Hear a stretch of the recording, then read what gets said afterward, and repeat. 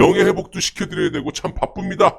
JTBC 태블릿 조작 사건에 대해서 10일 옥중에 있는 최소원 씨가 박영수 특검을 상대로 조작 허위 브리핑으로 피해를 봤다면서 2억 원의 배상 소송을 하면서 소송 대리인인 이동환 변호사가 서울중앙지방법원 앞에서 입장문을 발표했는데요. 그동안 들은 척도 본 척도 안 했던 언론사들이 일제히 기사를 쏟아냈다는 겁니다.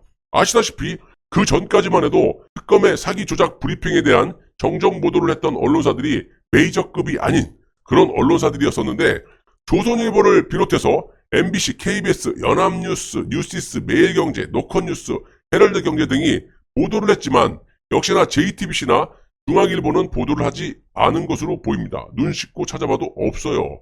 이유는 간단합니다. 물론 조중동이 탄핵 주범 언론사이긴 하나 그 중에서도 핵심인 이 홍석현의 중앙일보와 실제 홍석현의 사주인 JTBC가 주도적으로 앞장서서 박근혜 대통령의 탄핵에 기여하지 않았습니까? 당연히 뒤지기 싫으니까 아가리를 쳐닫고 있다고 보고 있습니다.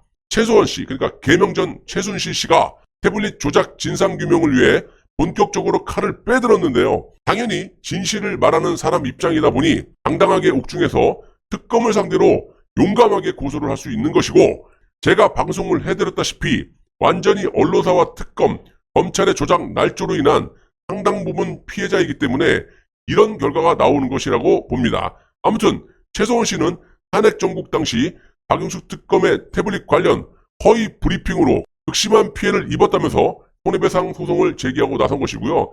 말이 그렇지 2억 원. 야, 이거 지금 가정 파괴되고 명예훼손이 뭐 3족을 멸한다, 9족을 멸한다, 지인들, 손주까지 다 감옥에 보낸다.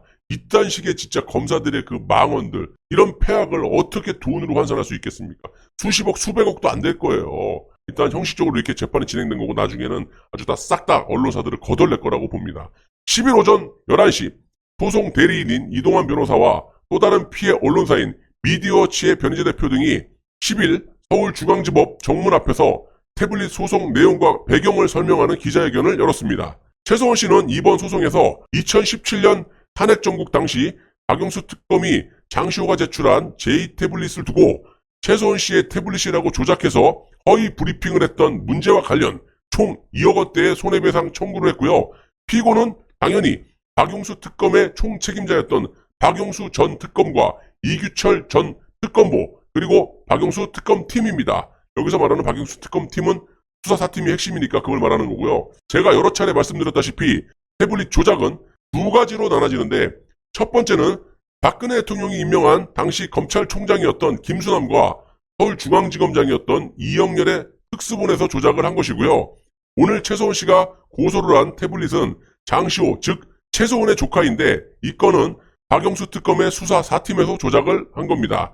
오늘 입장문을 밝힌 태블릿이 바로 수사 4팀의 조작에 관한 거 아니겠습니까? 최소원 씨의 법률 대리인인 이동환 변호사는 박영수 특검의 구체적인 조작 혐의와 관련해서 이규철 당시 특검보는 장시호 씨가 제출한 태블릿 PC와 최소원 씨의 휴대전화 잠금 패턴이 L자로 동일하다는 점을 결정적 증거로 언급하면서 해당 태블릿 PC가 최소원 씨의 소유라고 주장했다. 그러면서 하지만 최소원 씨는 애초에 휴대전화를 특검에 압수당한 적 자체가 없으므로 특검이 얘기했던 잠금 패턴 운운은 전부 허위사실이다 라고 설명을 했습니다. 실제로 당시 이규철 특검부의 허위 브리핑을 여과 없이 받아쓴 10여 개의 언론사들 중 뉴시스, 서울신문, 이데일리 정도가 이미 정정 보도를 한 상태입니다.